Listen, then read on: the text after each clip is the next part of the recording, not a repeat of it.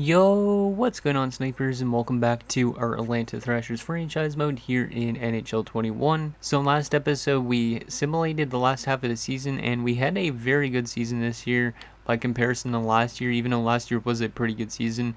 We finished 48, 24, 6, and 4, which had us the third best team in the entire NHL, only behind the San Jose Sharks and the Edmonton Oilers.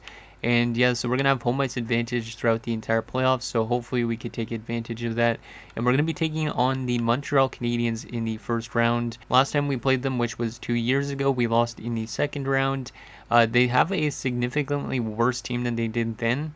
And they finished 36, 33, 8, and 5 on the regular season, so they might be a little bit of a cheese team, and hopefully they don't upset us, because if that does happen, obviously I'm going to be a little pissed off, because this team should be doing a lot better than that. But hopefully we could beat these Montreal Canadiens. We should be able to, at least. I will show you guys their roster again quickly before we actually get into simulating. But yeah, we should be able to beat these guys, I think. Like, we got to just contain pretty much Bufflin and Thriffle, and then a couple of their other guys on their top six, like Bulis and Antropov. But guys like McDonald, Rohan Clark, for example, these aren't really top six type of forwards, so we should be able to take advantage of that. They also have a pretty weak bottom six. Patrick Stefan is the highlight of that bottom six, and that's not really saying that much. So I think we should be able to score a decent amount of goals against a team like this. And then defensively, they have School and Reitz, and then Vandal Least is very weak. And then they have Markov, and then their top six isn't that bad. So defensively, I wouldn't say they're terrible, except for Vandal Least. And then goalie-wise, they're actually pretty solid. So that's going to be maybe something where we struggle to score, is because they have 284 goalies. I don't know. And then depth-wise, they don't have the greatest depth either. So I think we do definitely have a good chance of beating them. It's just more about if we can contain their big offensive players and probably take advantage of their defensive core and their bottom six as well. Just because everybody on their bottom six is like a 75 to a 78 overall, which is not good. So anyways, let's waste no time and get into this first round matchup. And hopefully, like I was saying at the end of the last episode, hopefully this team can go on a run this year, because obviously last year was a disappointment, losing to the Ottawa Senators, who will end up going on to win the Stanley Cup. So let's get into game one on home ice at the Phillips Arena. See if we could take a 1-0 series lead here. First period of game one, and we're down 1-0, so not a great start, but I mean, at least it's kind of close still. Shots are 11 apiece. Steve McCarthy, I think it is, or is that, yeah, that's Steve McCarthy, not Sandy. Sandy would be the forward. Steve McCarthy opens the scoring, who actually played for the Atlanta Thrashers at one point, so that's kind of interesting. Second period, and we tie it up. Okay, I'll take that. Patrice Bergeron, coming off 109 points this year, opens the scoring, which is a really good sign, because last year in the playoffs he didn't really do much. Same with Kovalchuk though and Malkin, so I'm really expecting that top line to give us a little bit more effort this year, considering they had a really good regular season. Shots are 20 apiece, and it is 1-1. Let's see what happens here in the third period of game one. See if we can take the lead in the game for the first time. Penalty kill, nicely done. Almost halfway through this third period, nobody has scored yet. Penalty kill again, nicely done. Our penalty kill was one of the best in the league during the regular season by comparison to last year, so it's good to see it actually doing well in the playoffs as well. And it's going to be 1-1 still going into overtime. The shots are 28 to 26, so a very even game for the most part. Like, both periods, or all the periods so far, we've had like very similar shot totals and goal totals. So it's a battle of the goaltenders right now. Carey Price versus, who was their starter again?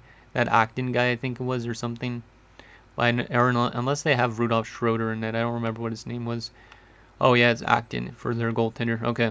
Let's see what happens here in overtime. Can we get an OT winner?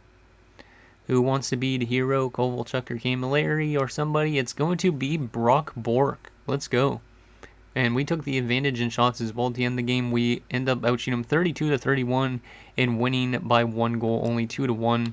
So not a really great offensive game, but a good defensive game, and good to see Carey Price off to a good start. I think we did have an injury near the end of the season, because Korostin is in the lineup still, so I can't remember who it was that got injured though, but somebody did get injured. So, and yeah, Bork from Ivanov and Kondratyev, so not a bad start for our team. Let me just take a look if there's any minus players on our team. Yeah, there was a couple. It was Camilleri and Kemp, okay.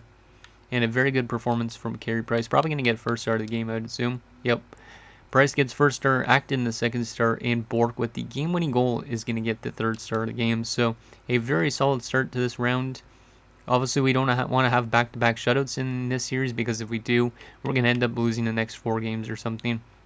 Because that's what happened like last year against the Sens. Is we shut them out 2 times in a row, and then we dropped 3 straight games to lose in 7, which was terrible. Okay, so Houghton is back, so he was the one that was actually out for game number 1, but Croston did pick up an assist, so a very good replacement, I guess, and very solid depth option.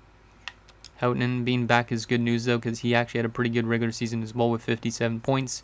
Wasn't that great defensively, but I'm hoping he'll be better in this postseason. His potential actually dropped, I think, to a top 9, but it could be because he's 27 now, I don't know. But I think his potential dropped because he used to be like a top 6 forward prospect. But let's get into game number 2. Still on home ice. Can we take advantage of this home ice advantage and go up 2-0 headed to Montreal? Because that would be great. First period of game 2, and we're down 2-0. So we were down 1-0 in game 1 after the first period, and game 2 we're down 2-0 after 1. And that's not a very great start. The shots are even, which is good, but we do need to start scoring, and Carey Price needs to play a little bit better this game. He's not off to a good start. Bullets with both goals, and they were both like 2 minutes apart. So that's a little bit yikes. Second period, oh my goodness, Carey Price is playing like he did last year when we got upset in 7 games. Like last year, we had a really good game 1, and then in game 2, Carey Price had a terrible game 2. Then we bounced back with 2 wins to go up 3-1, but then we lost 3 straight games. If that happens again this year, I'm going to be a little bit pissed off. But Markov Corazani gets a short-handed goal, and then Ovechkin scores. We're down 5-0. The shots are still actually pretty even, 19-18. It's not like they've been running away with like plays in this game. It just Carey Price has not been good enough. I might go to Brian Elliott for next game, because it seems like Carey Price just cannot play back-to-back games in the playoffs, or else he just gets torched. But yeah, we're going to end up losing this game for sure. There's no way we come back from a 5-0 deficit, even though I think I have seen it happen before to some engine before, but yeah, this team is not coming back. And our offense has not been that good so far, actually, in this round, too. Bergeron gets another goal, so good to see Bergeron continuing to score. But we're going to lose 5-1, and we've only scored 3 goals in our first 2 games of the series, so that is not good. Because if our offense plays as bad as it did last year in the playoffs, then we're in a bad predicament for sure. So Bergeron with our only goal from Frolov and Bork. And 3 stars, Bullis, Acton, and Antropov. I might make some line adjustments after that game, even though it's only a 1-1 series. If we only have 3 goals in 2 games and we've given up 7, we definitely need to make some adjustments, I think. So I think I am going to go to Brian Elliott for next game, just to give Carey Price a night off. Last year I would have kept with Price, but I think, yeah, I'm going to go to Brian Elliott this time. And then in terms of our offense, -4 for Jalen Kemp. That's not great. I could flop some of this around. I might change Kuznetsov and Houghton, actually. Yeah, Houghton's a better fit for the third line, so we'll move Kuznetsov up, try that out for something different. Pismanen's not getting a lot of ice time in every playoff game so far, but that's okay. And then defensively, I'd like to keep most of this the same. It seems like Martinez and Ferguson are really good plus-minus during the regular season, but playoff-wise, they struggle a little bit. I could try and change that around. Do Conley and Ferguson, and then Martinez and Brody. I don't know. Yeah, I think that's what I'll do, just change that around a little bit. If need be, we could always get Vesa Henriques back into the lineup and take out maybe a youngster in Pispanen, or even Ivanov, or even Wolski, somebody like that.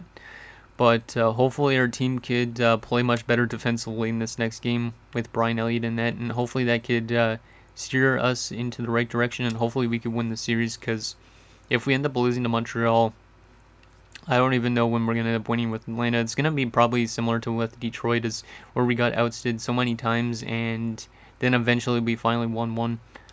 But here we go, game number 3 in Montreal. Hopefully we can win on the road like we did last year. First period, 1-0. Okay, let's go. Mike Camilleri scores, so that's good to see him getting on the board.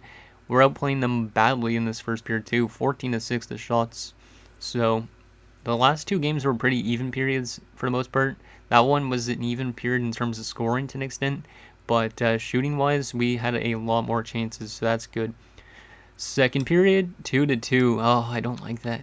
Ivanov makes it 2-0 for us. We're outshooting with 31-19, but Bufflin and Antropov get goals for them. It's a 2-2 game going into the third period, despite us having the advantage in shots by 11 shots, or actually 12 shots. Let's see what happens here in this third period. Are we going to blow a 2-0 lead? Yes, we are, as Hardy makes it 3-2, but Pispin answers back with his first ever playoff goal to make it a 3-3 game. Penalty kill. Nicely done, boys. Oh, man, this is a nail-biter of a series. I mean, if we go to 7 games with a team that's like 500-ish, that would not be good, but we're definitely way outplaying them in this game. Their goaltending has kept them in it. 42-24 to shots, but it's a 3-3 game. It hasn't been that good of a game for Brian Elliott, which I'm kind of surprised about because usually Brian Elliott's better than Carey Price in the playoffs. So I guess we'll go back to Carey Price for next game, but here we go. Overtime, we've been outplaying them. Can we get an OT winner from somebody like Ilya Kovalchuk or, I don't know, Mike Camilleri, Bergeron? Long penalty kill here in overtime, and we managed to kill it off. And somehow we still have a lot more shots than they do. And we're going to score on our 50th shot of the game, and it is Houghton, who just got demoted down to the third line. We outshot them 50-31, and we come through with an OT win. So I think, yeah, we have 2 OT wins in the series, but that was a much better game because we definitely outplayed them, but still it was a lot closer than I thought it would be. So Camilleri from Brody and Kuznetsov, Ivanov from Houghton and Bork, Pispinen from Ferguson, and then Houghton from Bork and Martinez. So the line changes helped, and Houghton's going to get first star of the game, Bufflin and Clark the second and third star. Any minus players for us on our team, out of curiosity? Yeah, a couple minus players, Frolov and Wolski and Pispinen, so the fourth line, and then our top 2 defensemen in Kondrativ and Wall. And yeah, it was not a terrible game from Brian Elliott, actually. He definitely picked it up near the end. I don't know if I should go back to Carey Price or not. I think I'm going to go back to Carey Price just because I don't trust Brian Elliott potentially for back-to-back games. But both of our wins coming in overtime so far. So yeah, this series is definitely a lot closer than it looks. So yeah, I think we're going to keep with Carey Price for this game, or go back to Carey Price for this game, and we're going to keep the rest of our roster the exact same as last game.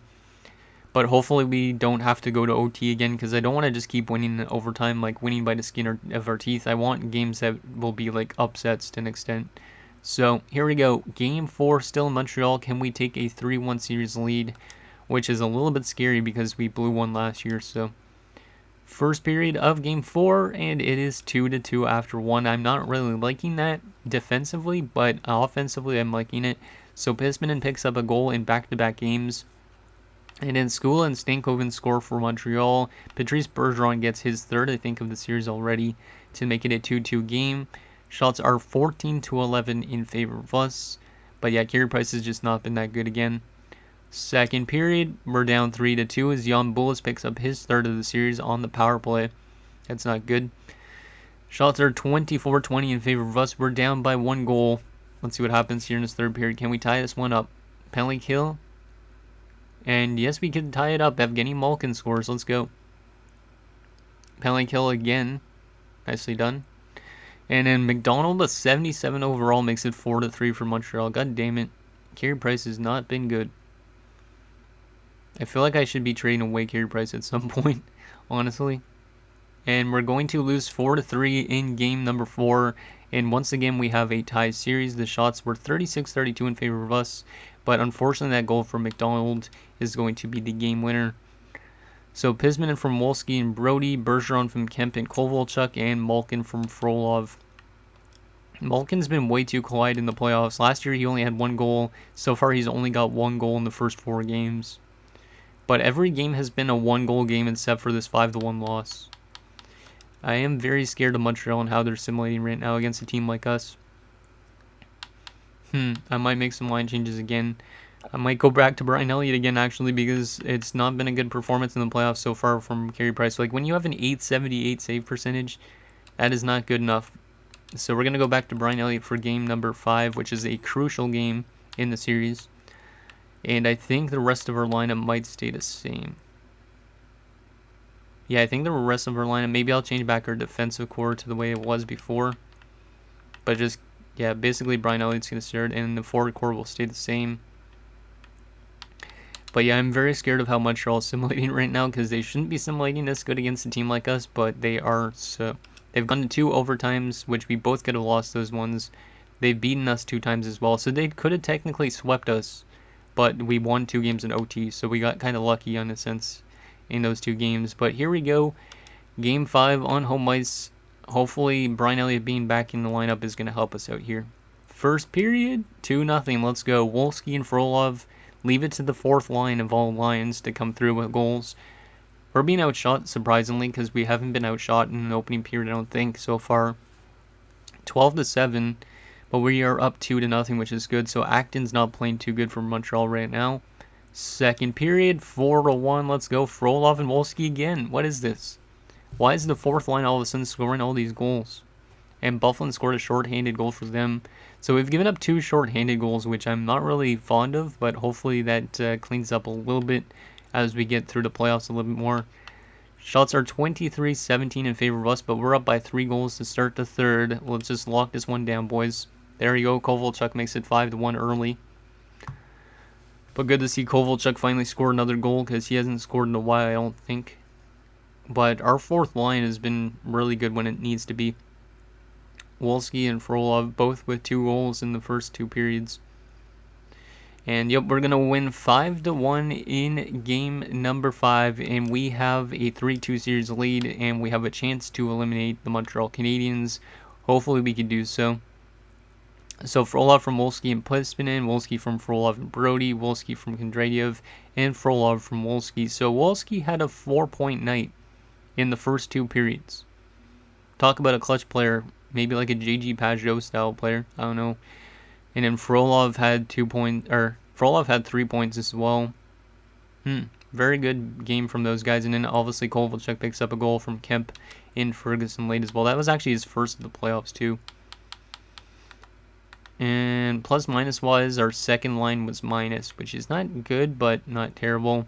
A very good game again from Brian Elliott. So I don't know if we want to go with Brian Elliott for back-to-back games. But we might. Wolski gets first star, Frolov the second star, and Brian Elliott the third. But yeah, Brian Elliott has definitely been the better playoff goalie. Like Carey Price, I don't even know if we really need Carey Price much anymore. Like we could honestly flip him away and run Brian Elliott instead. Because Carey Price hasn't lived up to his like stats in the regular season, it seems like, in the playoffs. So we have a 3-2 series lead. I think I'm going to go back to Brian Elliott for this game. Hopefully we don't go to a Game 7, because I do not like Game 7s at all. They are nail-biters, so we'll go back to Brian Elliott, and we'll keep the rest of the lineup the exact same. Really proud of this 4th line of how they've been performing. They've been outperforming like probably the top line. Yeah, I think they've been outperforming the top line. Because Wolski's got 5 points in 5 games, Frolov's got 5 points in 5 games, and Pispenen's got 3 points. So basically a combined total of 13 points. Malkin's got 1 goal. Bergeron's got 3 goals, so it's 4 goals. Yep, they've been outperforming the top line, which is really, really weird. Because you look at this, 80, 81, 79, via 92, 91, 90. I don't get it at all, but whatever. I'll take it. I'll take depth scoring any day. Let's get into game number 6 with Brian Elliott still in net. We'll go back to Carey Price probably to start next round if we get to next round. But for right now, I think I want to run with Brian Elliott because he's the hotter of the 2 goalies. So, first period of game 6, and it's 1-1. Okay, I'll take that. Rouchy him 11-7. Pispinen went again with another goal. So that 4th line has been incredible because that's Pispenen's 3rd goal of the series alone already. And then Antropov scores for them, so that's not that great. Shots 11-7 in favor of us. Second period, down 3-1. Apparently we can't play Brian Elliott in back-to-back games either. Antropov gets his second of the night, and Rohan Clark scores. We're down by 2 goals to start the third. We're being outshot now 21-17, so we got definitely outplayed in that second period, and it looks like we might be headed to a Game 7 situation, which hopefully Carey Price could redeem himself in. Third period, can we come back from a 3-1 deficit? Come on, boys. Power play opportunity. We're not going to convert on it, unfortunately. Oh, there's a goal from Houghton to plus within one, and Wolski's going to tie it up. My God, Wolski. We might have a future like legend type of player on this team. He's just a really phenomenal fourth liner. And we do come back from a 3-1 deficit to force an overtime situation, which we're currently 2-0 in. So hopefully we could go 3-0 here. We outshoot him 30-24, so we bounce back with a very strong third period. But yeah, I'm very, very impressed with that fourth line. Let's see what happens here in overtime. Can we win our third straight OT game? Or, well, not third straight. Well, actually, yeah, technically third straight. Penalty kill. And we are going to win it. Mike Camilleri has sent the Atlanta Thrashers to the second round as we bounce the Canadiens in 6 games. And it was actually a very tight series for the most part, but we win 3 games in overtime. Oh, Mike Camilleri, the former Montreal Canadien in real life, wins the series for us. And shout out to that fourth line as well for winning us the series technically to an extent too. But Pispinen from Wolski and Bergeron, Houghton from Brody and Elliott. So Brian Elliott actually picked up an assist, so that's pretty impressive. And then Wolski from Frolov and Camilleri from Kemp and Kuznetsov. So yeah, shout out to the fourth line for pretty much winning us that series. Plus minus wise, let me just check if there's any minus players. Only one, and it was Martinez. But yeah, once again, another good performance from Brian Elliott. Honestly, don't know if we want to be running Carey Price at all in the playoffs.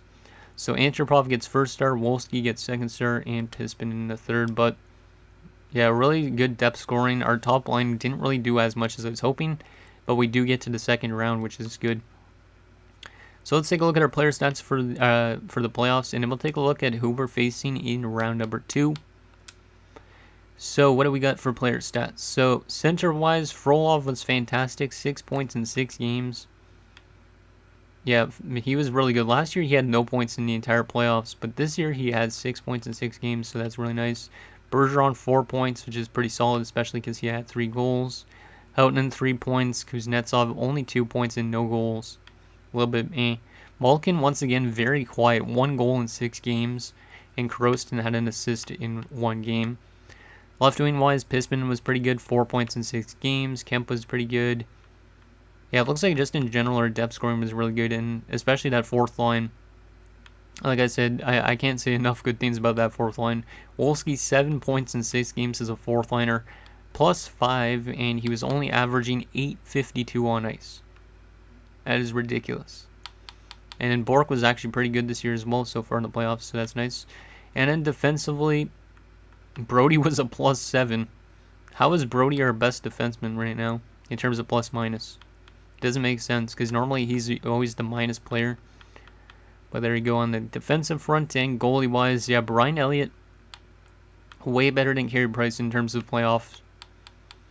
We might run with Brian Elliott next round too. I think we tried doing that before though, so we might go back to Carey Price again for a little bit just to see if he could rebound and find his game again.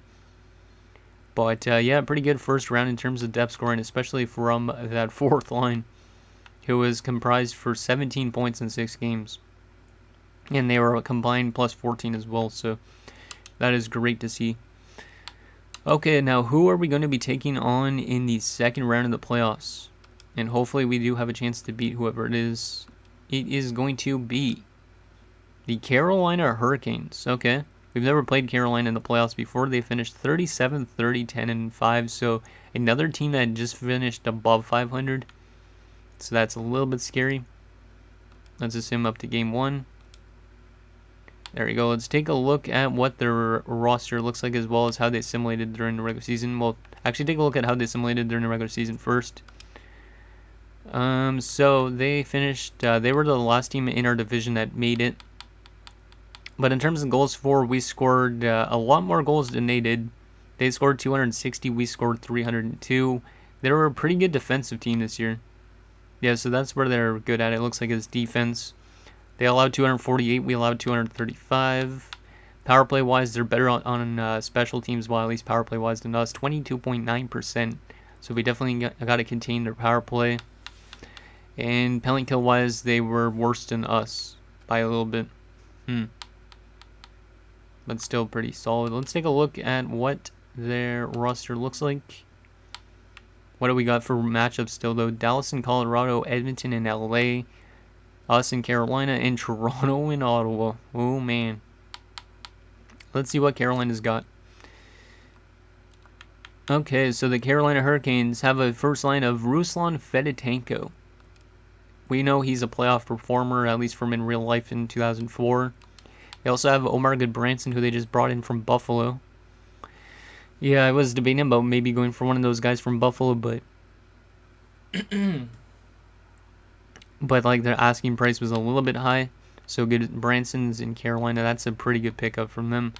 Radek Dvorak also in Carolina. Interesting. I think he actually played there in real life. Second line, they have Adam Hall, Francisco Pinelli, and Justice Haynes.